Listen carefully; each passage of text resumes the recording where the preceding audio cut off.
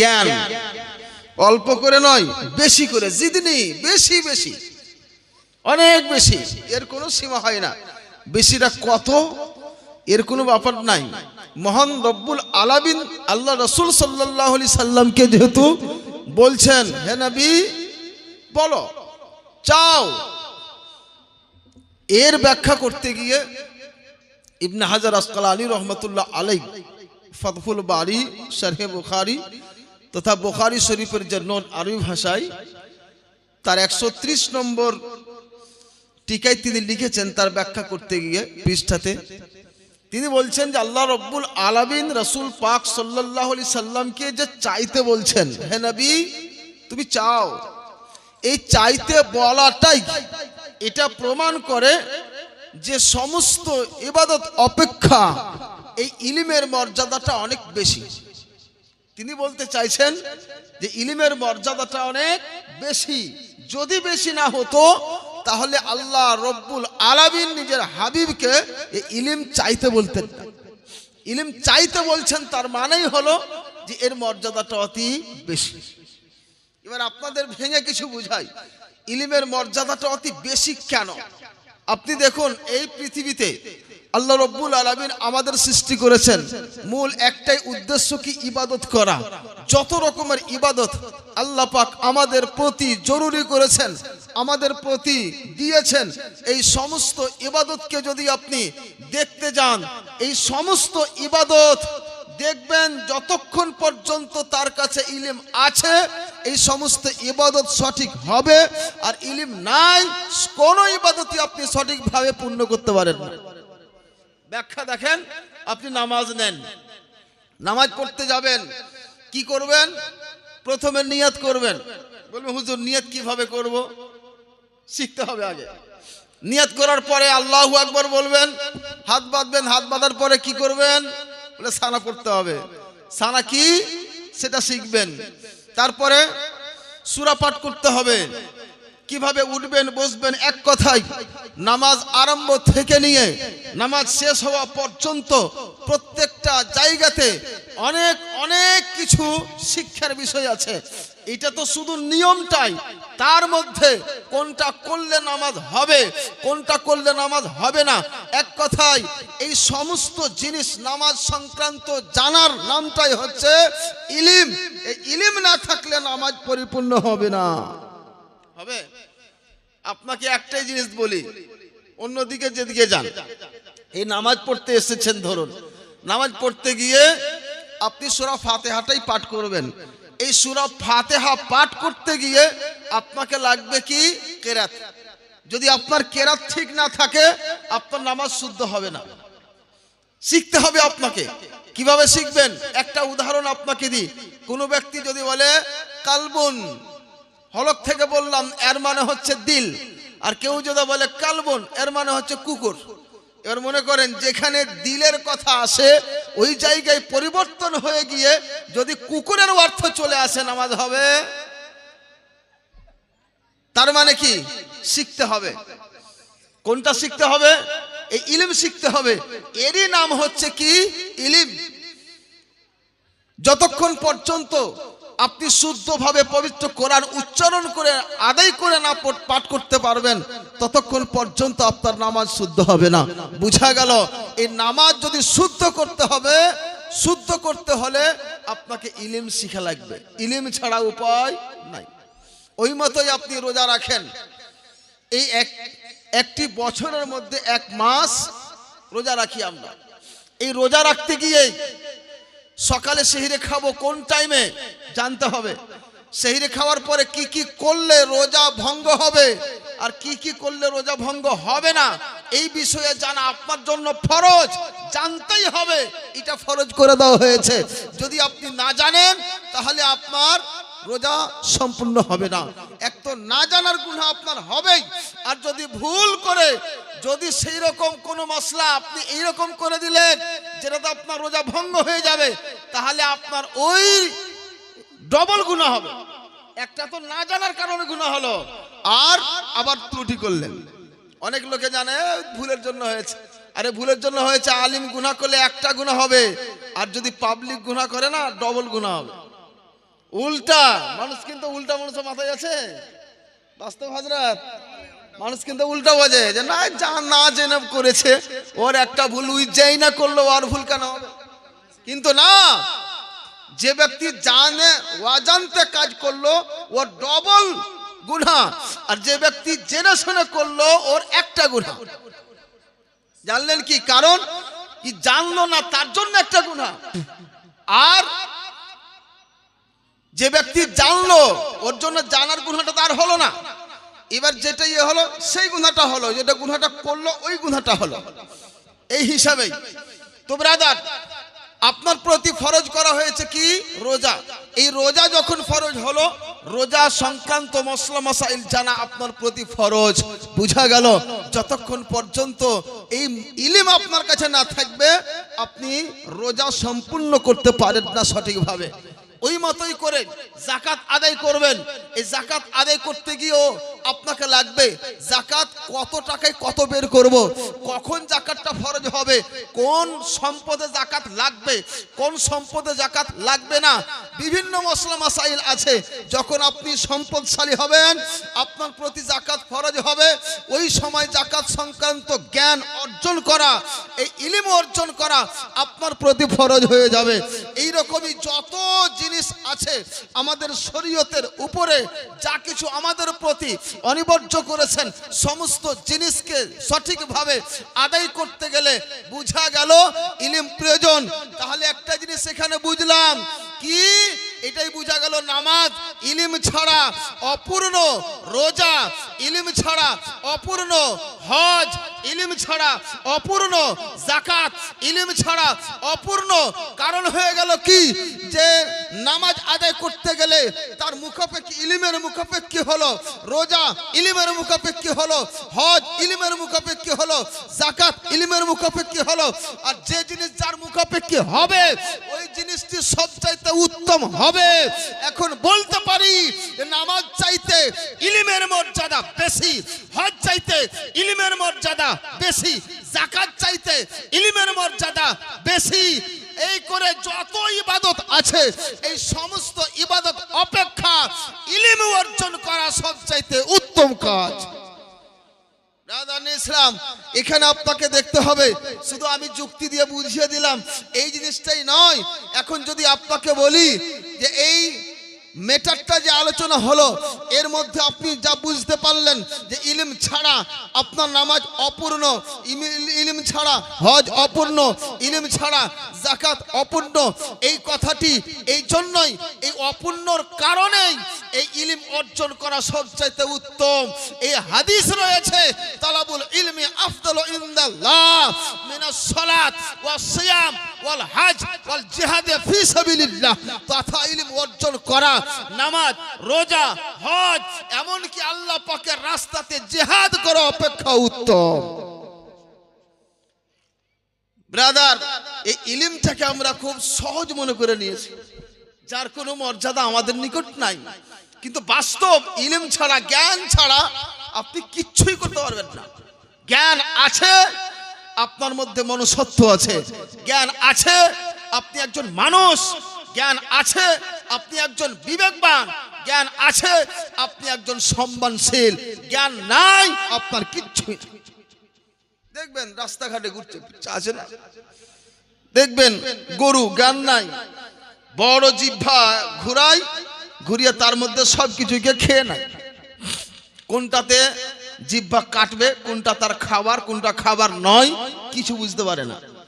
জিহ্বাটাকে দিয়া নিয়ে মুখে ভরে নিল, সব করে না, দেখবেন গরু খাই, দেখবেন ওই মতো যদি আপনার জ্ঞান না থাকে কোনটা হারাম কোনটা হালাল কিচ্ছুই দেখতে পাবেন না, সব কিছুকে নিয়ে সব নিয়ে নেবেন।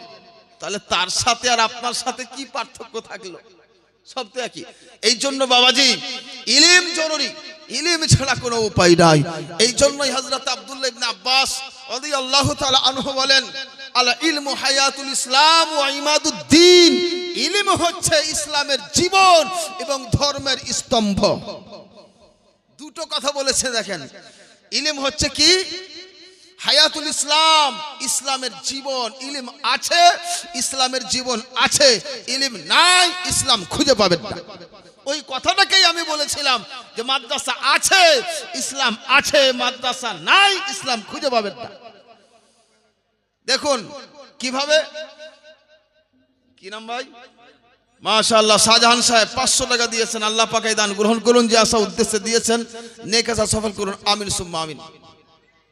ইলম হচ্ছে কি তথা জ্ঞান, এই ধর্মীয় জ্ঞানের কথা আলোচনা হচ্ছে, কিন্তু এই ধর্মীয় জ্ঞান হচ্ছে এমনই একটি জ্ঞান যে জ্ঞান আছে ইসলামের জীবন, ইসলাম বেঁচে আছে, জ্ঞান নাই ইসলাম নাই।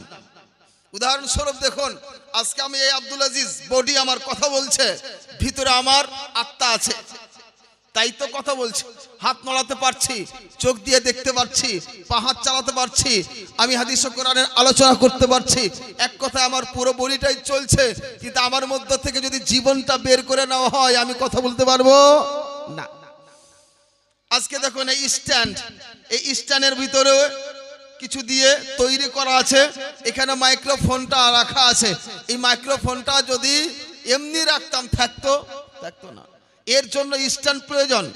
স্ট্যান্ড আছে, এটা আছে। আপনার সামনে দেখুন এই মার্কারি জ্বলছে, লাইট জ্বলছে, এই লাইটের মধ্যে যদি বিদ্যুৎ আছে জ্বলছে, বিদ্যুৎ সরিয়ে নেওয়া হয় চলবে না। বোঝা গেল? এই মতোই আজকে আমার ভিতরে আত্মা আছে, কথা বলতে পারছি, আমার জীবন আছে, আজকে স্ট্যান্ড আছে, তাই মাইক্রোফোন নিজ জায়গায় আছে, আজকে বিদ্যুৎ আছে, তার জন্য আপনি টিউবলাইট দেখছেন জ্বলছে, বাল্ব দেখছেন জ্বলছে, আজকে উপরে শামিয়ানা রাখা আছে, ওয়াল আছে, খুঁটি আছে, তার জন্যই আছে। যদি এটা সরিয়ে নেওয়া হয় তাহলে কোনোটাই থাকবে না। আপনার শামিয়ানা নিচে চলে আসবে, মাইক্রোফোন নিচে চলে আসবে, আমার কথা বন্ধ হয়ে যাবে। এই মতোই হয়েছে, এই জায়গায় জীবন আছে, আপনার জান আছে, জীবন নাই, আপনার কিছুই না। এই মতোই আজকে মাদ্রাসা আছে, ইসলাম আছে, মাদ্রাসা বন্ধ, ইসলামও আপনার বন্ধ। কারণ আজকে আমি বলছি মাদ্রাসারই একটা প্রোডাক্ট। কোথায় শিখলাম? মাদ্রাসাতে শিখে এসেছি, যে আপনাকে শিখাচ্ছি। হাদিস পড়েছে মাদ্রাসায়, কোরআন পড়েছে মাদ্রাসায়, শিক্ষকের কাছে। এই মাদ্রাসায় ফাটা তখন চাটাই হতো, এখন তো অনেক উন্নত আছে। আমরা বসার ভালো একটা ওই ঝাইলগুলো পাইনি, ভালো ওতেই পড়েছি আলহামদুলিল্লাহ। আল্লাহ পাক আলিম বানিয়েছেন, লক্ষ কোটি বার শুকরিয়া আদায় করলেও শেষ হবে না। এই মাদ্রাসায় পড়ে আজকে স্টেজে বক্তব্য দিচ্ছেন সবাই। আজকে আপনি মসজিদে যাবেন নামাজ পড়তে, দেখবেন প্রথম কাতারে যখন যিনি দাঁড়িয়ে থাকবেন, যাকে ইমাম বলবেন, উনিও মাদ্রাসারই একটা প্রোডাক্ট। কোথায়? মাদ্রাসায় পড়ালেখা করে এসেছে। আপনি শেষ কালে যদি যখন যাবেন জানাজার সময়, তখন দেখবেন কোনো না কোনো মাদ্রাসারই ছাত্র সেখানে উপস্থিত। বুঝা গেল ব্রাদার, আপনি জালসার মঞ্চে যান, আপনি স্টেজের মঞ্চে যান, আপনি মাদ্রাসা যান, আপনি মসজিদে যান, আপনি যে কোনো জায়গাতেই যান, এই মাদ্রাসার অবদান প্রত্যেকটা জায়গাতে আছে। যদি ওই অবদানটা না থাকতো আজকে আপনার মাদ্রাসা বিরান হয়ে যাবে, স্টেজও বিরান হয়ে যাবে, সব ধ্বংস হয়ে যাবে, ইসলামকে বাঁচাতে পারবেন না। এই জন্য আপনাদের নিকটে আবেদন করছি, যা কিছুই হয়ে যাক না কেন, যতক্ষণ পর্যন্ত ভিতরে প্রাণ আছে মাদ্রাসার জন্য জান দিয়ে দেব, মাদ্রাসা যেতে দেব না। বলুন ইনশাআল্লাহ। মাদ্রাসা যদি ইসলামকে বাঁচাতে হয়, মাদ্রাসাকে টিকিয়ে রাখতে হবে। মাদ্রাসা না টিকাতে পারলে আপনি কিছুই করতে পারবেন না। কবরে যাওয়ার সময় কেউ 2 হাত তুলে দোয়া করবে আপনার, এই লোকটাও আপনি পাবেন না ওই সময়, যদি আপনার মাদ্রাসা টিকে না থাকে। এই জন্য ব্রাদার, মাদ্রাসাকে টিকানো খুবই প্রয়োজন। যেটা আমি বলছিলাম, আল ইলমু হায়াতুল ইসলাম ওয়া ইমাদুদ্দিন। ইলম হচ্ছে কি? ইসলামের জীবন এবং ধর্মের খাম্বা, খুঁটি। এই যে উদাহরণ দিলাম, খুঁটি আছে, উপরে প্যান্ডেল আছে, খুঁটি শেষ, প্যান্ডেল পড়ে যাবে। জীবনটাকে বাঁচাতে হবে। আজকে আমাদের জীবন কি? জল আরেকটা জীবন। মানুষ জল না খেয়ে থাকতে পারবেন? কদিন থাকবেন? শেষ। এই জন্য জলের আরেক নাম জীবন বলা হয়েছে। তো যদি আপনাকে বাঁচাতে হয়, খুব প্রয়োজন আছে এই ধর্মীয় শিক্ষাকে বাঁচানো। এই ধর্মীয় শিক্ষা যেটা আছে, এর মর্যাদা অনেক বেশি। আল্লাহ রাসূল সাল্লাল্লাহু আলাইহি সাল্লামের সাথে একজন ব্যক্তি কথোপকথন করছে, কথাবার্তা বলছে। ইহান অবস্থায় আল্লাহর অর্ডার হলো জিবরিল আলাইহিস সালাম উপস্থিত। ইয়া রাসূলুল্লাহ, আপনি যার সাথে কথোপকথন করছেন কিছুক্ষণ পরেই তার মৃত্যু ঘটবে। আল্লাহ রাসূল সাল্লাল্লাহু আলাইহি সাল্লাম তখন সেই ব্যক্তিটিকে বলে দিলেন যে কিছুক্ষণ পর তোমার মৃত্যু ঘটবে। হিসাব করেন তো, ছটপটি লাগবে না? একদম ছটপটি শুরু। ব্যাপারটা মৃত্যুর, যেহেতু ছটপটি হবেই। আর বলছেন কি, আল্লাহ রাসূল বলছেন যার কথাতে কিঞ্চিত পরিমাণ কোনো সন্দেহ নেই।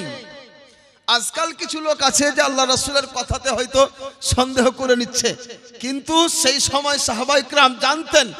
সাহাবায়ে কেরামই কি, যারা বেধর্মী তারাও জানতো যে ইনি যা বলেন তাই সত্যি। তার জন্যই তো অনেকগুলি কারামত যা আপনারা জানেন হয়েছে, শুনেছেন। আমি ওইদিকে যেতে চাইছি না। যে কাফিরেরাও এটা জানে যে ইনি সব জানেন, সব বলতে পারেন। আল্লাহ পাক তার এত সহযোগিতা করেন। তো ব্রাদার, ওই আল্লাহ রাসূল সাল্লাল্লাহু আলাইহি সাল্লাম বলছেন কিছুক্ষণ পর তোমার মৃত্যু ঘটবে। সেই ব্যক্তিটি হতভম্ব হয়ে বলছে, হুজুর এখন আমার করণীয় কি? এখন আমি কি করব তাহলে? আল্লাহ রাসূল বলছেন ইস্তাগিল বিত-তাআল্লুম, যাও তুমি ইলম অর্জন করতে লেগে যাও। ওই ব্যক্তিটি ইলম অর্জন করতে লাগলেন, আর ইহান অবস্থায় সেই ব্যক্তিটির ইন্তেকাল হয়ে গেল। ব্রাদার, বুঝা গেল কি?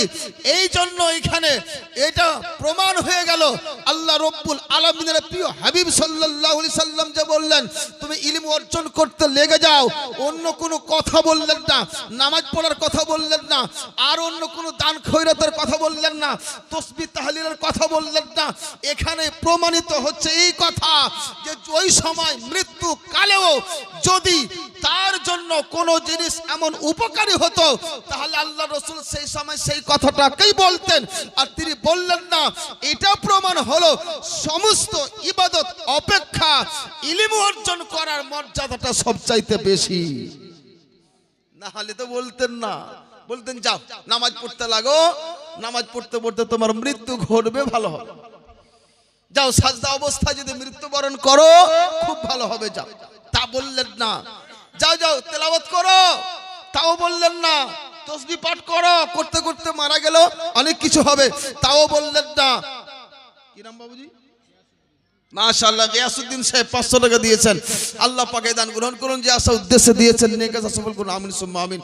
তো ব্রাদার, কোন আমল করতে বললেন না, আর বলছেন কি ইস্তাগিল বিত-তাআল্লুম, যাও ইলম অর্জন করতে লেগে যাও। ওই বয়স্ক অবস্থায় সে ইলম অর্জন করতে লাগলেন আর তার মৃত্যু ঘটলো। এটাই প্রমাণ হচ্ছে সমস্ত ইবাদত অপেক্ষা ইলমের মর্যাদাটা অনেক বেশি। কি নাম ভাই? বেনাম 500 টাকা দিয়েছেন। আল্লাহ পাকের দাম গ্রহণ করুন, যে আশা উদ্দেশ্যে দেন তার নেক আশা সফল করুন, আমিন সুম্মা আমিন। তো ব্রাদার, আল্লাহ রাসূল সাল্লাল্লাহু আলাইহি সাল্লাম এটা প্রমাণ করে দিলেন যে ইলমের মর্যাদাটা অনেক বেশি। কারণটা কি? এখানে একটা কারণ আছে। ওই সময়ে ইলম অর্জন করতে বললেন, এটা লাভটা কি হলো? অপর হাদিসে আছে ইজা জাআল মাউতু লিতালিবিল ইলম ওয়া হুয়া আলা হাযিহিল হালাত মাতা ওয়া হুয়া শাহীদ। তথা দেন কি নাম বলি? আমজাদ সাহেব। মাশাআল্লাহ, আমজাদ সাহেব 500 টাকা দিয়েছেন। আল্লাহ পাক এই দান গ্রহণ করুন, যে আশা উদ্দেশ্যে দিয়েছেন নেক আশা সফল করুন, আমিন সুম্মা আমিন।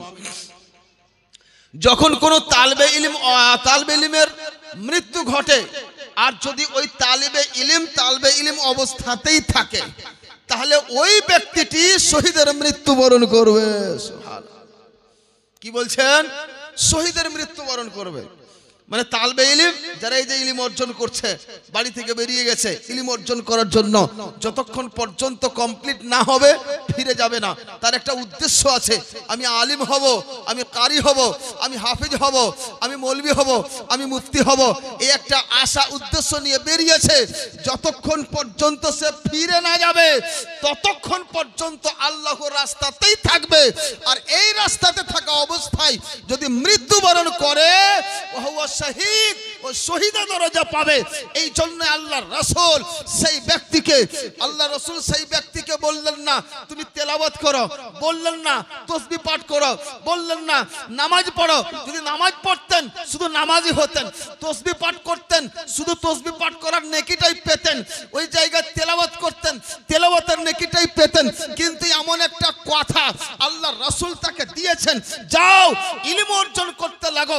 ইলম পড়ার তো নেকি পেলেনি, আর ওই সময় মৃত্যুবরণ করলেন, যার ফলে শহীদের দরজাটাও পেয়ে গেলেন। কত বড় লাভ! একটা জিনিস এখানে আরো ভেঙে দিই, আমরা ভাবি ব্যাটিং পত্র নিয়ে মাদ্রাসায় পড়াশোনা করলেই তালবিলিং হওয়া যায়, এটা একটা ব্যাপার মাথাতে হয়তো হবে, কিন্তু বাবজি এমনটা নয়। যদি কোনো একটা ব্যক্তি বাড়ি থেকে বের হন, আজকে উজু করতে গিয়ে আমার উজু ভুল হয়েছে, উজুতে কটা ফরজ ভুলে গেছি জানি না, বা নামাজে কটা ফরজ জানি না, কোন এমন ধর্মীয় মশলা জিজ্ঞাসা করবেন, এই রকম করে বাড়ি থেকে বের হলেন, হযরতুল আল্লাহ মাওলানা মঈনুদ্দিন সাহেবের নিকটে উপস্থিত হবেন, আসছেন আস্তে আস্তে, অথবা ওই মশলা জিজ্ঞাসা করে বাড়ি যেতে যেতে মৃত্যু ঘটলো, এই ব্যক্তিটিও শহীদ, বলুন সুবহানাল্লাহ। এই ব্যক্তিও শহীদ। উদ্দেশ্য কি ছিল? ইলম অর্জন করা, শিক্ষা অর্জন করতে যাচ্ছিল। এই শিক্ষা অর্জন করতে যেতে যেতে অথবা আস্তে আস্তে তার মৃত্যু ঘটেছে, ওই অবস্থাতে ছিল, ওই অবস্থার জন্যই আল্লাহ পাক তাকে শহীদের দরজা দিয়ে দেবেন। হিসাব করেন, তাহলে কি ব্যাটিং পত্র নিয়ে যাওয়া জরুরি? না। আপনার বয়স হয়েছে, আরে কি বলবো, বয়সের তো কোনো প্রয়োজন হয় না, ইলম অর্জন করতে গিয়ে বয়সের কোনো প্রয়োজন হয় না। বলে হুজুর পারি না, না পারেন, করতেই যান। এই অবস্থাতে যদি মৃত্যুবরণ করতে পারেন, এর চাইতে আর সুস্বাদু জিনিস কিছু নেই। শহীদের মর্যাদা অনেক বেশি। আমার লাইফে আমি দুটো তালবিলিং পেয়েছি, বুড়া তালবিলিং। হুজুর বাস্তব কথা, আমার লাইফে আমি পেয়েছি দুটো বুড়ো তালবিলিম। একটা তালবিলিম পেয়েছিলাম, হঠাৎ করে দাওয়াত ইসলামীর সাথে এসেছিল লোকটি আমার মসজিদে, তখন আমি মোথাবাড়ি কাহালা ইমামতি করতাম, রিটায়ারমেন্ট, আপনাদের এলাকারই রাজাপুর এলাকার লোকটা ছিল। ওখানে উপস্থিত হলো, হয়ে বলছে হুজুর আমি মাদ্রাসায় ভর্তি হব। আমি বলছি মাদ্রাসায় ভর্তি হবে, কেমন গো, কি নাম শোনা তোমার? রিজওয়ানা পারভিন। আল্লাহ পাক নেক জীবন দান করুন, যে আশা উদ্দেশ্যে দিয়েছেন নেক আশা সফল করুন, আমিন সুম্মা আমিন। লোকটি উপস্থিত সেখানে হলেন, আমি ভাবলাম ঠিক আছে, নাতিপোতা সব হয়েছে, যে তো রিটায়ারমেন্ট, সরকারি চাকরিম্যান, রিটায়ার হয়েছে। ইরফান আলী সাহেব, হযরত চিনেন, দেখেন নাম ভুলে গেছিলাম, ইরফান আলী। এবার আমার নিকটে উপস্থিত হয়েছে, হুজুর ভর্তি হব মাদ্রাসায়। আমি বললাম যে এখন বলছে 3 দিন পর আর আসবে না। তাই আমি বললাম ঠিক আছে, আপনি যখন ভর্তি হবেন তো রমজানের পরে, ঈদের পরে 10 দিন যখন হবে তখন আপনি চলে আসবেন। কালিয়াচক খালতিপুর স্টেশনের পাশে মাদ্রাসা আছে আমাদের, সেখানকার আমি একজন শিক্ষক অধম, ওখানে চলে আসবেন, ভর্তি হয়ে যাবে ইনশাআল্লাহ। আমি বললাম এখন যাক তো, আর কি আছে, যে তো রিটায়ারমেন্ট, নাতি পোতা সব আছে, চুলদাড়ি সব পাকা। দেখছি মা এই ঈদের পরে মাদ্রাসা খুলেছে, ছাত্র কেউ আসেনি, ওই উপস্থিত। বলুন সুবহানাল্লাহ, খুশি হয় না? রিটায়ারমেন্ট গো, সরকারি চাকরিওয়ালা, ওর তো আলাদা কোয়ালিটি হওয়া উচিত। সরকারি চাকরি, যার সরকারি চাকরি হয়ে গেল তার তো পা মাটি তার থামে না, তার পোশাক, তার আশাক, তার চলা, তার ফিলা, তার গাধা, ও আলাদাই থাকে। কিন্তু ও এমন একজন ব্যক্তি রিটায়ারমেন্ট হয়ে তার মগজে আল্লাহ পাক কি দিয়েছেন, যে ইলম অর্জন করব, এই আশা, এই আকাঙ্ক্ষা নিয়ে ব্যাটিং পত্র নিয়ে কালিয়াচক মাদ্রাসা পৌঁছেছে। সুবহানাল্লাহ, হিসাব করেন। এবার সেখানে দেখলাম পড়লো, ভর্তি হবে না, তো বলতে পারি না, বয়স তো নাই, কি করব, যাক ঠিক আছে, ভর্তি করিয়ে নিলাম। ওকে বলছি যে বাবজি আপনি যখন সালামে দাঁড়াই, সকালবেলা যে স্লোগানের হয় না, কি বলে প্রিয়ার, ওই প্রিয়ার সময়ে উপস্থিত হয়, ওকে বলছি আপনি আমাদের লাইনে আসেন, যে না না হুজুর না, এটা বলবেন না, আমি এইখানে ঠিক আছে। একদম আদব, বাস্তব শিক্ষকের আদব কেমন। আজকাল আমাদের তালবলিগরা সেরকম আদব করে না, আজকাল সেই ছাত্রটা সেই আদব করে না, কিন্তু এত বয়স্ক আমাদের দাদুর বয়সের বললেই হয়, অথচ আমাদের সামনে না, আমাদের কাছে না, একদম আদব সব সময়, হাত বেঁধে যখনই আসবে হাত বেঁধে। আমরা তার পোতার বয়সের, কিন্তু তার আদব দেখেন। এই করে ব্রাদার ওই লোকটি বেশ কিছুদিন পড়াশোনা করলো, করার পরে মাদ্রাসা ছুটি হলো, বাড়ি এসেছে, আর কোনো খবর নেই, আছে না মারা গেছে আল্লাহ জানেন। বলতে পারবেন হয়তো, ওনার নাম ইরফান সাহেব, আপনার এই এলাকার এই একজন ব্যক্তিকে দেখেছি। আর একটা আপনাকে জ্বলন্ত উদাহরণ আমার লাইফে দিচ্ছি। আব্দুর রশিদ সাহেব বুদিয়া থেকে 1000 টাকা দিয়েছেন, আল্লাহ পাক এই দান গ্রহণ করুন, যে আশা উদ্দেশ্যে দিয়েছেন নেক আশা সফল করুন, আমিন সুম্মা আমিন। আর একটা লোক, আমি যখন নতুন নতুন ফারিগ হয়ে এসেছিলাম 2005 সালে, কালিয়াচক জামিয়া চিস্তিয়া হুসাইনিয়া একটি মাদ্রাসা নবীনগর, সেই মাদ্রাসা শিক্ষক হিসাবে আসলাম। সেখান থেকে মোটামুটি 3 কিলোমিটার দূরে একটা লোকের বাড়ি,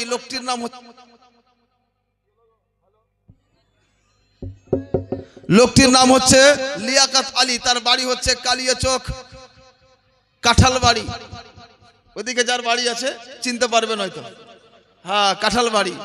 সেখানে ওই লোকটি 50 টাকা ভাই দিয়েছেন, আল্লাহ পাকে দান গ্রহণ করুন, যে আশা উদ্দেশ্যে দিয়েছেন, আমিন সুম্মা আমিন। সেই লোকটি প্রত্যেক দিন আমাদের মাদ্রাসায় আসতেন, ওখান থেকে আর এসে এই ঠান্ডা হেঁটে হেঁটে সাইকেল নিয়ে নিয়ে বাড়ি থেকে রোজ আসতেন। ওরও ওই অবস্থায় ছেলেদের সাথে দাঁড়িয়ে সালাম পড়তেন আর পড়তেন, কায়দা পড়লো, আম্মা পড়া পড়লো, কোরআন শরীফ পাঠ করলো, খুতবা পাঠ করলো, আলহামদুলিল্লাহ এখন নিজের ওয়াক্তিয়া মসজিদে ইমামতি করছে নিজের গ্রামে। আমার লাইফে এই 2 জন ব্যক্তিকে দেখলাম, এই ব্যক্তিরও বয়স 60-এর উপরে, ইনি আমার বাবার চাইতেও বয়সে বেশি, না বয়স বেশি হবে না, কিছু কম হবে, মানে 60-এর ঊর্ধ্বে, এখনো বেঁচে আছে, আপনারা খোঁজ নিতে পারেন। আমার লাইফে 2 জন ব্যক্তিকে দেখলাম, এই 2 জন ব্যক্তির যে আশা আকাঙ্ক্ষা এমন ছিল, যারা পড়াশোনা করে কমপক্ষে নিজের নামাজটা তো শুদ্ধভাবে পড়ার ক্ষমতা রাখে, পড়েছে, এই আবেগ নিয়েই তারা বেরিয়েছিল, যার ফলে তারা কিছু শিক্ষা অর্জন করেছে। এই জন্যই বলা হয়েছে উতলুবুল ইলমা মিনাল মাহদি ইলাল লাহাদ, তোমরা ইলম অর্জন করতে থাকো মায়ের কোল থেকে কবরস্থ হওয়া পর্যন্ত।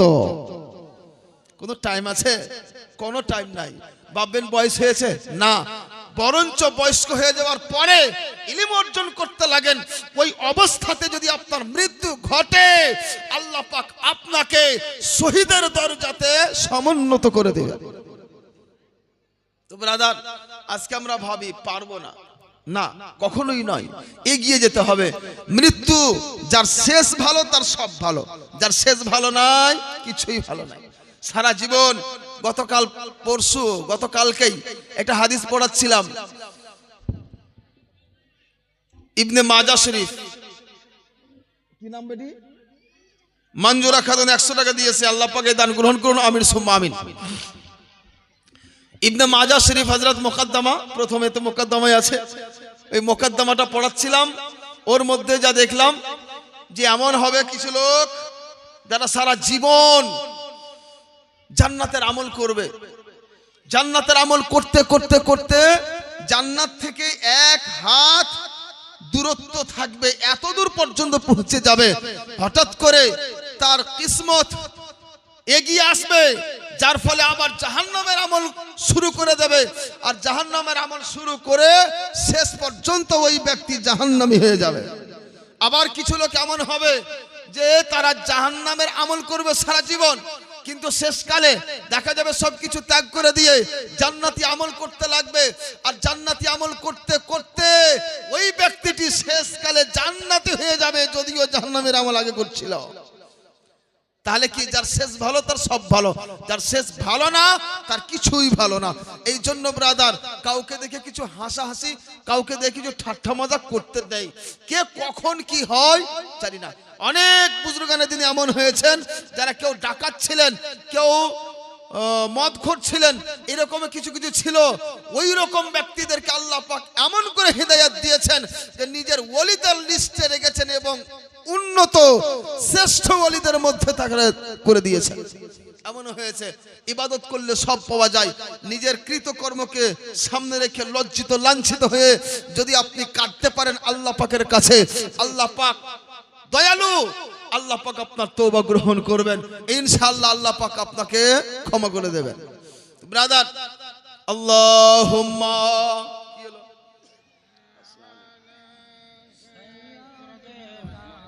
ওই জন্য তো বন্ধ করে দেখছি,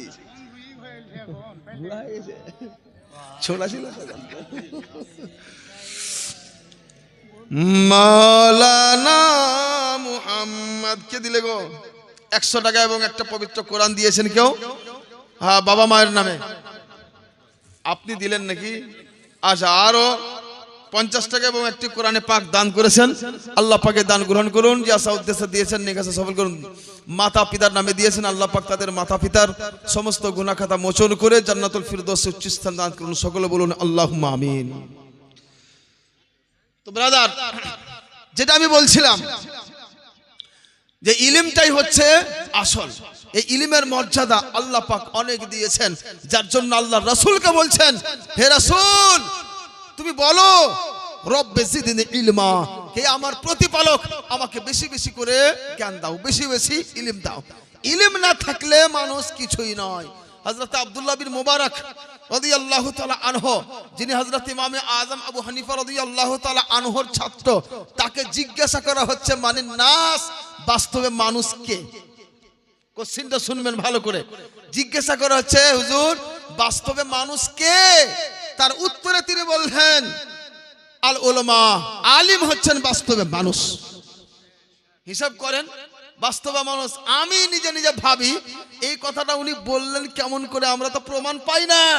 আমি দেখতাম ছোট কাল থেকে দেখতাম, এখন আর দেখতে পাই না। যখন আমরা রাস্তা দিয়ে যেতাম মানুষ যাচ্ছে, কোনো ব্যাপারই নাই, ছোট যাচ্ছে, বড় যাচ্ছে, ডাক্তার যাচ্ছে, মাস্টার যাচ্ছে, কোনো ব্যাপার নাই। যখনই একটা মৌলভী সাহেবকে দেখলো আমার মা বোনেরা একদম গুঙ্গুর পেতে, হ্যাঁ এইটা হচ্ছে বাস্তবে মানুষ। কি গো দেখেছেন না আপনারা? ডাক্তার, মাস্টার, ইঞ্জিনিয়ার, যত রকমের এই দুনিয়ার ব্যক্তি আছে, যাই মা বোনেরা একদম খোলা মিলেই তাদের সাথে চলে। কিন্তু যখন মৌলভী সাহেবকে দেখে নাই মাথায় কাপড় দেয়, তার মানে মৌলভী সাহেবকেই বেটা ছেলে মনে করছে, বাকি সবকে তবেই তো ভয় করছে, নালে ভয় কেন করবে? যাই হোক মা বোনেরা, কিন্তু এখনকার বেটি ছেলে আলাদা হয়ে গেছে। আর কি মৌলভী যাক আর মুফতি যাক আর পীর সাহেব আসুক না, একদম লড়ে যাবে, বেটা ছেলে পালাইতে হচ্ছে। বাস্তব হুজুর আমরা পালিয়ে উদ্ধার পাই না, এমন ঠেলছে। বিশেষ বিশেষ সময়ে দেখবেন, কালিয়ে চোখে দেখি, বিশেষ করে যখন ওই হাট বাজারের সময় হয়, মুশকিল, চলা মুশকিল না। আর আমরা আজকাল ছেড়ে দিয়েছি, যা চলছে। বাবাজি কন্ট্রোল করেন। আল্লাহ পাক বলছেন কারনা ফি বুয়ুতে কুদনা, মহিলারা বাড়ির মধ্যেই অবস্থান করবে, বাইরে যাবে না, বাড়িতে রাখেন, প্রয়োজন আপনি সবকিছু করে দেন। যাই হোক, যেটা বলছিলাম যে এই ইলমের গুরুত্বটা আল্লাহ পাক অনেক বেশি দিয়েছেন। বাস্তবে যদি মানুষ হতে চান ধর্মকে শিখেন। আপনার এই ধর্ম শিখতে গিয়ে সব কিছু পাবেন। আপনার জন্ম থেকে নিয়ে মৃত্যু পর্যন্ত কোথায় যাবেন, কিভাবে যাবেন, কিভাবে বলবেন, কিভাবে ঘুমাবেন, কিভাবে উঠবেন, কিভাবে আপনি এই কাজ করবেন, সে কাজ করবেন, যত যা কিছু আছে একটা মানুষের জন্য জন্মের পর থেকে নিয়ে মৃত্যু পর্যন্ত সব কিছু আমার এই শরীয়তের মধ্যে সাজেশন দেওয়া আছে। এই রকম সাজেশন পৃথিবীর বুকে কোনো ধর্মে নাই। বলুন আলহামদুলিল্লাহ। কোনো ধর্মে নাই, চ্যালেঞ্জ করে দিই আমি, কোনো ধর্মে নাই। যত ধর্মগ্রন্থ আছে, পবিত্র কোরআন, পবিত্র হাদিস, এই থেকে যা কিছু আমাদের সারাংশ বের করা হয়েছে, এই সমস্ত বিষয় নিয়ে আলোচনা করা হয়েছে। একটাই ধর্মের কিতাব, যার নাম হয় ইসলাম।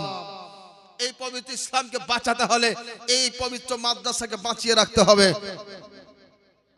একজন ভাই আরো দিয়েছেন, ওই একজন মায়ের পক্ষ থেকে এসছে পবিত্র কোরআন এবং 100 টাকা আছে মনে হয়। আল্লাহ পাক এই দান গ্রহণ করুন, যে আশা উদ্দেশ্যে দিয়েছেন নেক আশা সফল করুন, আমিন সুম্মা আমিন। তো ব্রাদার, এই যে অর্জন করছেন, যেটা আমি আলোচনা করছিলাম যে মাদ্রাসাতে গিয়েই পড়তে হবে এমনটা নয়। আপনি যাচ্ছেন মাদ্রাসা, যাচ্ছেন মসজিদ, ইমাম সাহেবের কাছেও পড়তে পারেন, বাড়িতে একটা তালবিলিং রেখেও পড়তে পারেন, মুয়াজ্জিন সাহেবের কাছ থেকেও পড়তে পারেন, যেভাবে হোক শিক্ষাটা অর্জন করেন। শিক্ষা অর্জন না করলে আপনার নামাজটা শুদ্ধ হবে না। আর যদি নামাজ আপনার শুদ্ধ না হয়, তাহলে আপনি ইহজগৎ পরজগৎ কোনো জগতেই আপনি লাভবান হতে পারেন না। এই আশাটা আপনাদের কাছে আমি রাখি। বয়স হয়ে গেছে তা দেখেন না। আপনি বলুন তো, আল্লাহ রাসূল সাল্লাল্লাহু আলাইহি ওয়াসাল্লাম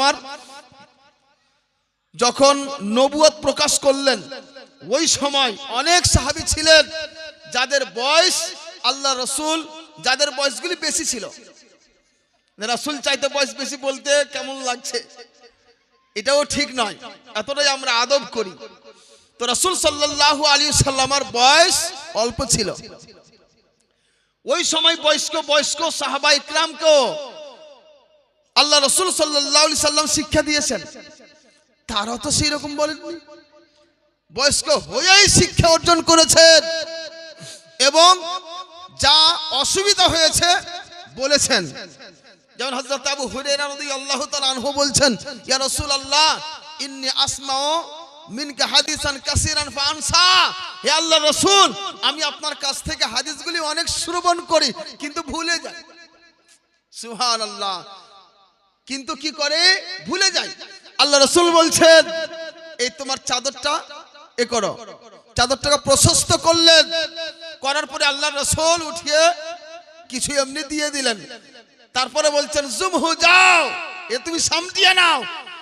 হযরত আবু হুরায়রা বলছেন, আমি সেটাকে সামটিয়ে নিলাম। আল্লাহর কসম খেয়ে বলি, তারপর থেকে আমি কিছুই বলিনি, সব মনে থাকতো। আল্লাহ রাসূল দিতে পারেন, আল্লাহ রসুলকে আল্লাহ পাক সেই ক্ষমতা দিয়েছেন। আমরা করি দোয়া তাবিজ দিয়ে আর কিছু দিয়ে দিই, কিছু না, লোভ করে উঠিয়ে দিয়ে দিলেন চাদরে, ওটা নিয়ে চলে গেলেন। উনি বুদ্ধিমান হয়ে গেলেন, স্মরণ শক্তি বৃদ্ধি পেয়ে গেল। কি নাম ভাই?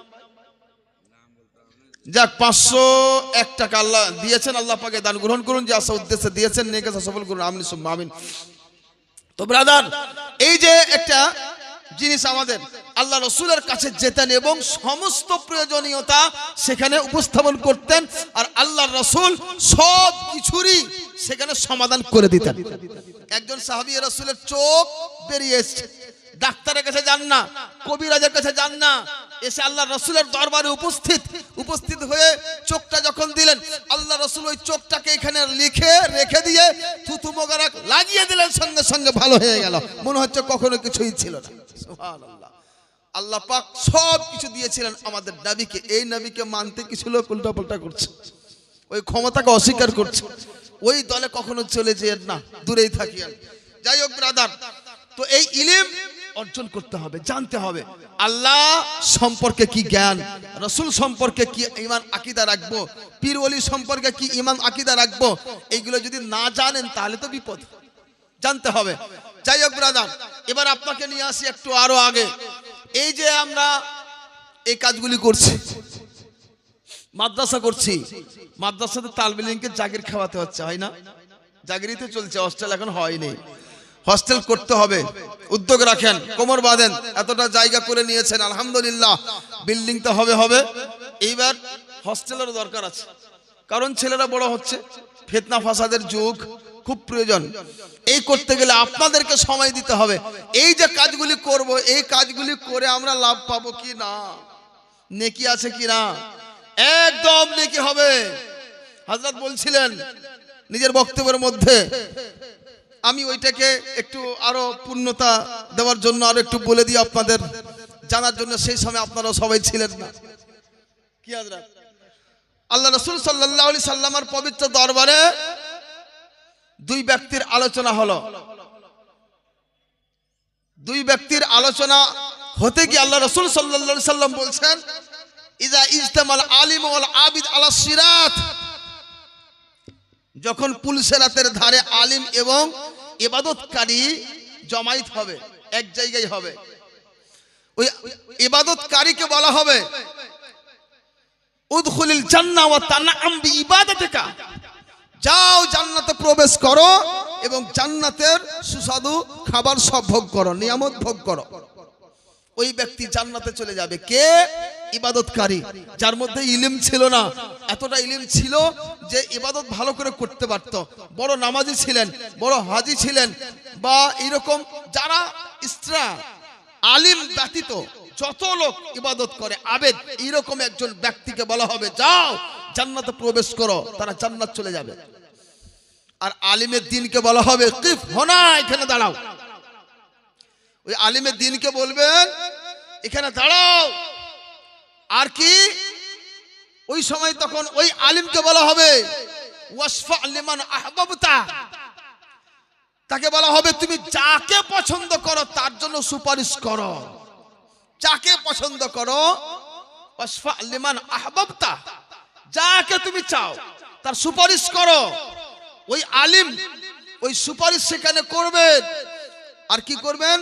ওয়াকামা মাকামাল আম্বিয়া, ওই জায়গায় নবীদের কাতারে দাঁড়া হবেন। বলেন সুবহানাল্লাহ। কি হবে? ওই আলিমের দিন নবীদের কাতারে সেখানে দাঁড়াবেন আর সুপারিশ করে করে জান্নাতে নিয়ে যাবেন। মুআজ্জাজ আল্লাহ পাক এখানে এটা বলছেন না, বা রাসূলের পাকের মাধ্যমে আল্লাহ পাক এটা প্রকাশ করাচ্ছেন না যে 10 জন মাত্র যাবে, 20 জন যাবে, 100 জন যাবে, 1 লাখ যাবে, 2 লাখ যাবে না। আহবাবতা, যাদের তুমি পছন্দ করো তাদেরকে নিয়ে তুমি জান্নাতে চলে যাও। আজকে মা বাপকে সেই আলিম তখন জান্নাতে নিয়ে যাবেন, নিজের আত্মীয় স্বজনকে জান্নাতে নিয়ে যাবেন, নিজের বন্ধু বান্ধবকে জান্নাতে নিয়ে যাবেন, যার বাড়ি খেয়েছেন তাকে জান্নাতে নিয়ে যাবেন, যার বাড়ির পড়েছেন তাকে জান্নাতে নিয়ে যাবেন। এক কথায় যত ব্যক্তি তার পড়াশোনাতে এবং তার সাথে বন্ধুত্ব রেখেছেন, তার সাথে সুযোগ সুবিধা দিয়েছেন, তার হেল্প করেছেন, প্রত্যেকটা ব্যক্তিকে যাকে উনি চিনেন, যাকে উনি চাইবেন, প্রত্যেকটা ব্যক্তিকে উনি জান্নাত নিয়ে যেতেই থাকবেন, শেষ হবে না। মুআজ্জাজ এবার বলেন, আপনার বাড়িতে সেই ছেলেটা খাবার খেলো, 2 বছর 4 বছর 5 বছর খেয়ে আলিমে দিন হলো, কারি হলো, হাফেজ হলো, এই ছেলেটি আপনাকে চিনতে পারবে না? আপনাকে ছেড়ে দেবে? কখনোই আপনাকে ছাড়বেন না, কখনো আপনাকে ছেড়ে যাবেন না। ওই ছেলে খাবার খাওয়ানোর জন্য, ওই ছেলেকে হেল্প করার জন্য অবশ্যই আপনি হেল্প পাবেন কাল হাসরের মাঠে। এই আলিমের দিন যদি হয়, নেককার পরেজগার আলিম যদি হয়ে যায়, ওই আলিমের ওসিলাতে একা নয় গোটা খানদানকে ও জান্নাত নিয়ে চলে যাবে। মুআজ্জাজ একটু লক্ষ্য রাখেন, এই জন্য নিজে আলিম হন, যদি না পান আলিমের কমপক্ষে বন্ধু হন, কমপক্ষে আলিমকে ভালোবাসতে শিখেন, আলিমের পাশে বসেন, আলিমের কাছে থাকেন। এই আলিমের দিনকে যদি ভালোবাসতে পারেন, এই ভালোবাসা কাল হাসরের মাঠে আপনাকে জান্নাত নিয়ে যেতে সুবিধা করবে, ছেড়ে আপনাকে যেতে পারেন না কখনোই। ব্রাদার, এই আলিমের দিনকে খাওয়ালে এই মাদ্রাসায় কি আছে? এই মাদ্রাসায় আলিমের দিন থাকে। এই যে আজকে ছোট ছোট বাচ্চা ঘুরছে, কি আলিম হবেন, কেউ মুফতি হবেন, কেউ পীর হয়ে যাবেন, কেউ জানে না।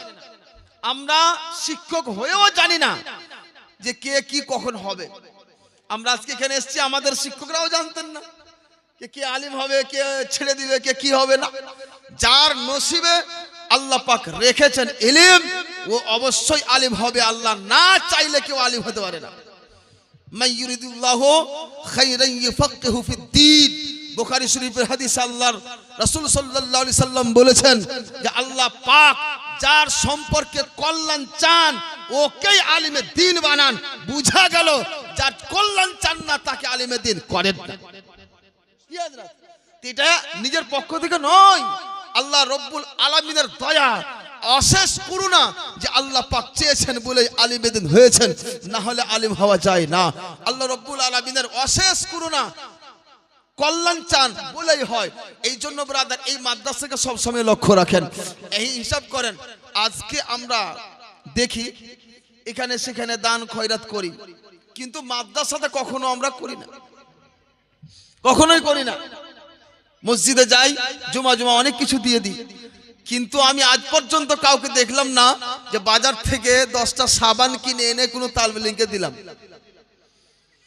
আছে না, অনেক গরিব ছেলে আছে, আরে নাই কিছু, আপনাকে 100 টাকার 10টা সাবান নিয়ে আসেন, এসে হুজুরকে দেন, হুজুর এই নেন।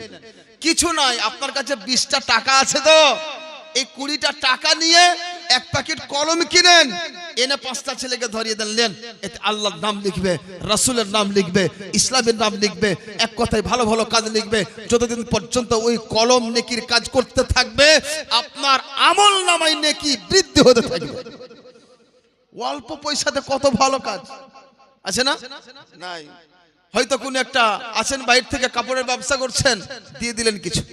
এই লক্ষ্য রাখবেন, যেখানে হস্টেল আছে এখানে তো হস্টেল নাই, হস্টেলগুলিতে হয়তো চাল দিলেন, হয়তো ডাল দিলেন, এরকম কিছু না কিছু দিতেই থাকবেন। এই মাদ্রাসাকে এক কথায় সব সময় লক্ষ্য রাখবেন।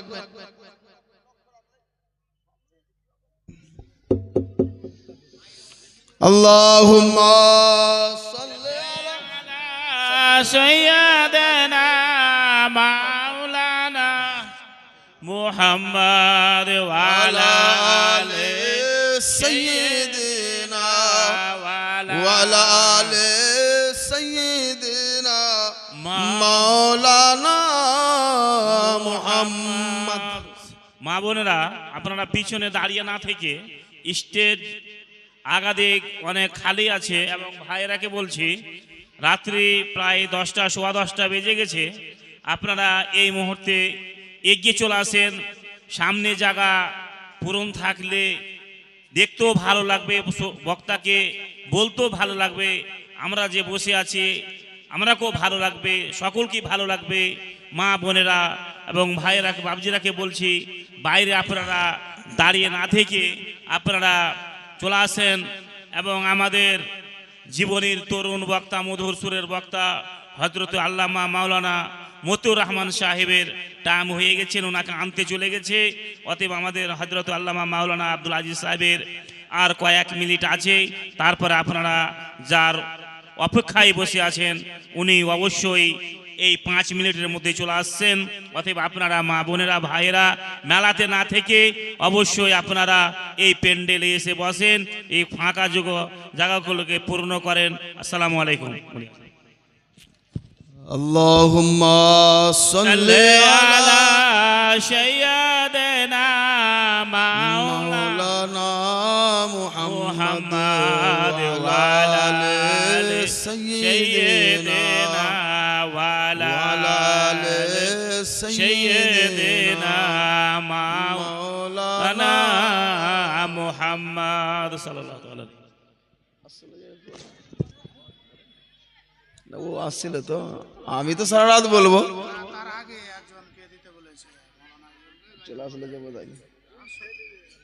যাই হোক ব্রাদার, যেটা আলোচনা আমি আপনাদের সম্মুখে আয়াতে কারিমা তেলাওয়াত করেছি। আল্লাহ রাব্বুল আলামিন বলেন ওয়াকুল রব্বি জিদনি ইলমা। হে নবী, আপনি বলুন, আপনি চান কি আমাকে অধিক হারে ইলম দাও। এই ইলিম যে অর্জন করে তাকে বলা হয় আলিমে দ্বীন, আর যে ইলিম অর্জন করা অবস্থায় যখন থাকে তাকে বলা হয় তালবে ইলিম, আর যে ইলিম অর্জন করা শেষ করে দেয় ওই ব্যক্তি হয়ে গেল আলিম। তো তালেবে ইলিম থেকে আলিম হয়। এই তালেবে ইলিমের মর্যাদা হাদিসে এসেছে, যখন তালেবে ইলিম রাস্তা দিয়ে চলে ফারিস্তারা নিজের পাখা বিছিয়ে দেয়। হিসাব করেন, এবার হিসাব করেন কত মর্যাদা আছে ও তালেবে ইলমের। আর ওর সাথে সাথে কতটা আছে মাশাআল্লাহ। কুরবান আলী সাহেব 2500 টাকা দিয়েছেন, মায়ের নামে দোয়া করার আবেদন করেছেন। আল্লাহ পাকে দান গ্রহণ করুন, যে আশা উদ্দেশ্যে দিয়েছেন নেক আশা সফল করুন, ওনার মায়ের সমস্ত গুনাহ খাতা মোচন করুন এবং জান্নাতুল ফিরদৌসে উচ্চ স্থান দান করুন। সকলে বলুন আল্লাহুম্মা আমিন। তো ব্রাদার, এই আলিম সম্পর্কে 2-4টি কথা বলে নিজে বক্তব্য করব, যেহেতু অর্নিং পেয়ে গেছে। এই আলিমে দ্বীন সম্পর্কে আল্লাহ রাব্বুল আলামিন পবিত্র কোরআনে বলেন আতিউল্লাহ ওয়া আতিউর রাসূল ওয়া উলিল আমরি মিনকুম। তোমরা আল্লাহর আনুগত্য করো, রাসূলের আনুগত্য করো এবং উলিল আমরের আনুগত্য করো। এই উলিল আমর থেকে কি বুঝায়, কাদের বুঝানো হয়েছে? উঠান তাফসীরের কিতাব আল্লামা ফখরুদ্দিন রাজি রহমতুল্লাহ আলাই তাফসীরে কাবীরের মধ্যে তার ব্যাখ্যা করতে গিয়ে তিনি লিখছেন, কি নাম আপনি? আমির সাহেব 200 টাকা দিয়েছেন, আল্লাহ পাকের দান গ্রহণ করেন, যে আশা উদ্দেশ্যে দিয়েছেন সে সফল করুন, আমিন সুম্মা আমিন। এই চলে এসেছেন আপনাদের এই বক্তা, যত দান দিতে পারেন, যত দান দিতে পারেন। নারে তাকবীর, নারে তাকবীর, নারে রিসালাত, নারে রিসালাত। হযরত আল্লামা মাওলানা মতিউর রহমান সাহেব, হযরত আল্লামা মাওলানা মতিউর রহমান সাহেব, হযরত আল্লামা মাওলানা মতিউর রহমান সাহেব। নারে তাকবীর, নারে রিসালাত।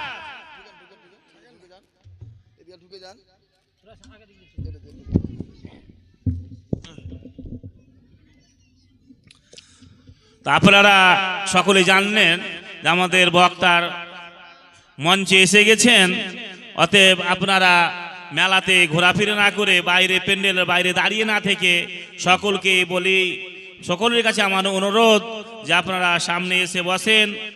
ইনশাল্লাহ আমাদের জালসায় কামিয়াবভাবে জালসার কাজ আরম্ভ চলছে এবং সারা রাত্রি এই জালসা আমাদের হবেই। এরপরে আমাদের দাস্তারে ফজিলতের জালসা দাস্তার হবে, সকলেই আমরা দেখব। আসসালামু আলাইকুম। তো ব্রাদার, যেটা আমি বলছিলাম যে মহান রব্বুল আলামিন বলছেন আল্লাহর আনুগত্য করো, রাসূলের আনুগত্য করো এবং উলিল আমরের আনুগত্য করো। উলিল আমর থেকে বোঝানো হয়েছে কে? আল্লামা ফখরুদ্দিন রাজি রহমতুল্লাহ আলাই তাফসীরে কাবীরের মধ্যে তিনি সুন্দরভাবে ব্যাখ্যা দিয়েছেন। তিনি বলছেন আল মুরাদু মিন উলিল আমরিল উলামা ফি আসাহিল আকওয়াল, তথা বিশুদ্ধ মতে এই উলিল আমর থেকে যে বোঝানো হয়েছে এটা হচ্ছে আলিম সমাজকেই। বলুন সুবহানাল্লাহ। তার একটা সুন্দর দলিল দিয়েছেন, কেউ লে আন্না, তিনি বলতে চাইছেন এই জন্য লিআন্নাল মুলুকা ইয়াজিবু আলাইহিম তাআতুল উলামা ওয়ালা ইয়ানআকিসু, এই জন্য যে বাদশার উপরেও আলিমের সম্মান মান মর্যাদা রক্ষা করা, সম্মান করা ওয়াজিব, কিন্তু তার উল্টোটা নয়। বুঝা গেল ব্রাদার? এই পৃথিবীর বুকে যত রকমের পদস্থ ব্যক্তি আছে, সমস্ত ব্যক্তি চাইতে উত্তম মর্যাদাশীল হচ্ছেন একজন আলিমের দিন। যেহেতু সবচাইতে বাদশা হচ্ছে বড়, আর বাদশার উপরে এই আলিমের সম্মান রক্ষা করা, সম্মান করা জরুরি। এই হিসাবেই দেখা যায় যে আলিমের মর্যাদা সমস্ত ব্যক্তির ঊর্ধ্বে মর্যাদা। এই আলিমকে আমরা কটু নজরে দেখি অনেক সময়, এই আলিমের মর্যাদা আমরা দিতে চাই না অনেক সময়, কিন্তু ব্রাদার কখনোই এমনটা যেন না হয়। যদি আলিমের মর্যাদা সেই রকম করেন তাহলে বিপদ আছে। আল্লাহ রাসূল সাল্লাল্লাহু আলাইহি সাল্লাম বলেন লাইসা মিন উম্মতি মান লাম ইয়ারিফ লি আলিমিন হাক্কাহু, ও আমার উম্মতি নয় যে আলিমের হক চিনল না। যে আলিমের হক চিনল না ও আমার উম্মতি নয়। লাইসা মিন উম্মতি শব্দ এসেছে, ও আমার উম্মতি নয় যে আলিমের হক অধিকার চিনল না। তার জন্য ব্রাদার আমি বলবো এই এক মাদ্রাসাকে ধরে রাখেন, আর এই মাদ্রাসার যারা কর্তৃপক্ষ বিশেষ করে তাদেরকে বলবো আলিম সম্প্রদায়ের শ্রদ্ধা ভক্তি সব সমাজের নজরে থাকে। আর তার সাথে সাথে সমস্ত ব্যক্তিদের নিকট এই আবেদন রেখে আমি নিজে বক্তব্য দিতে করলাম। আলহামদুলিল্লাহি রাব্বিল আলামিন। আসসালামু আলাইকুম ওয়া রাহমাতুল্লাহি ওয়া বারাকাতুহু।